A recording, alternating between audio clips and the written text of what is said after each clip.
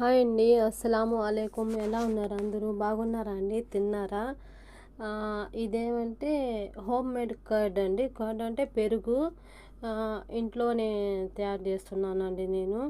ఇది కోయిట్ అండి. కోయిట్ పాల పొడి అండి.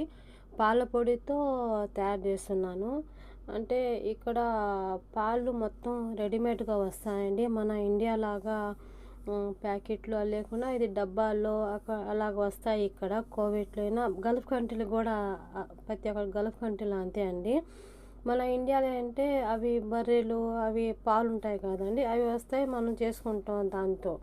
కానీ ఇక్కడ అలా కుదరదు కదా! ఇక్కడ అలా కుదరదు కదా! అందువల్ల ఏందంటే నేను పాల పొడితో చేస్తున్నానండి. మీరు కూడా ట్రై చేయండి, బాగుంటది. పాలతోనే చేయొచ్చు. నేను పాల పొడితో చేస్తున్నానని. ఎందుకంటే పాల పొడి అంటే ఇక్కడ స్టోర్‌లో ఇస్తారండి ఇక్కడ వీళ్ళకి. అందువల్ల ఆ పాల పొడితో నేను ఒక ఒక అనేది ఒక కప్పు అలాగా ఒక 3 కప్పులకి ఒక కప్పు అండి. 3 కప్పులు వాటర్‌కి ఒక కప్పు పాల పొడి అనుకోండి అలాగా. అది బాగా ఉండలేకుండా కొంచెం వేడి చేశానండి. ఎక్కువగా ఏం ఉడికించబడలేదు. తర్వాత అన్నంలో అండి, అన్నం వైట్ రైస్‌ని ఏందంటే కొంచెం పెరుగేసి, ఆ తర్వాత అది కొంచెం చల్లారించినాక అంత చల్లారకూడదు. కొంచెం అంత వామ్‌లాగా ఉండాలండి. వా వా వామ్ వాటర్ అంటారు కదా! అలాగ ఉండాలి.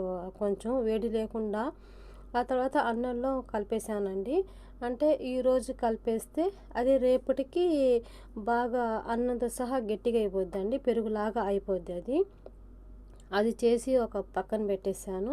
కానీ చల్లగా పెట్టకూడదండి. ఒక వేడి వేడి ప్రదేశంలో పెట్టాలండి ఎక్కడైనా కూడా.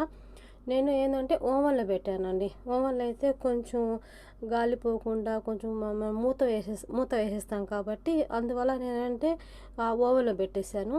ఆ తర్వాత ఒక గిన్నెలో ఏమంటే ఒక పెరుగు వేరేగా చేసుకున్నానండి. ఎందుకంటే ఇది రేపు తిన్నాటికి అన్నం.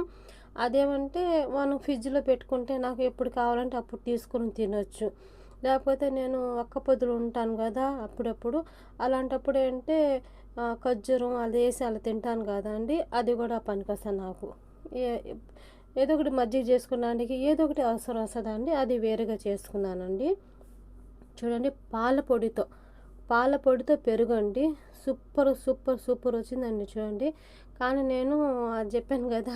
అన్నంలో ఆ రోజు బోండాలేసాను నేను. మన ఇండియా బోండాలేసాను. ఆ పెరుగన్నంకి మామిడికాయ ఉందండి, ఊరగాయ. ఆ మామిడికాయకి, ఆ బోండాకి అబ్బా!